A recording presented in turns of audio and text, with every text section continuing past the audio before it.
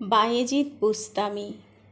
শৈশব হতে জননীর সেবা করিতেন দিবাজামি। দুপুর রাত্রে জননী জাগিয়া ডাকিলেন, বাছা ধন বড়ই পিয়াস, পানি দাও। বলি মুদিলেন দুনয়ন। দেখিল বালক ঘরের কোণে কলসিতে নেই পানি। বহুদূর পথ ঝর্ণা হইতে কলসি ভরিয়া আনি।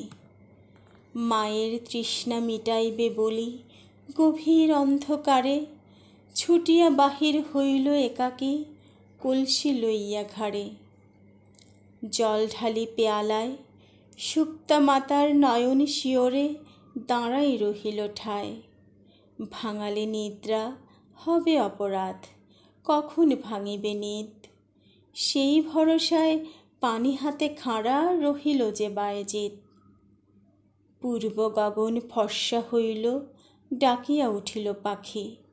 জননী মেলিল আঁখি, দেখিল শিওরে দাঁড়ায় রয়েছে 10 বছরের ছেলে।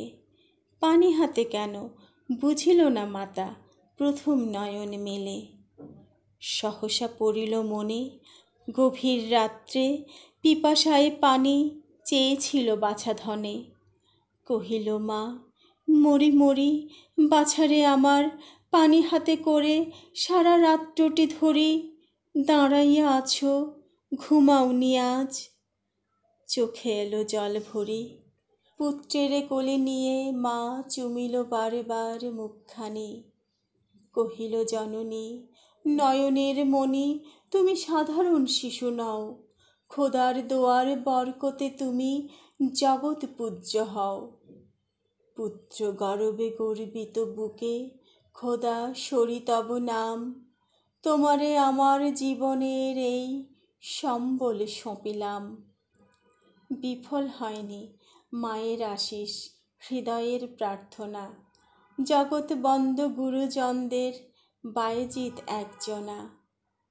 জগৎ বন্দ জ্ঞান গুরুদের বায়েজিদ একজনা।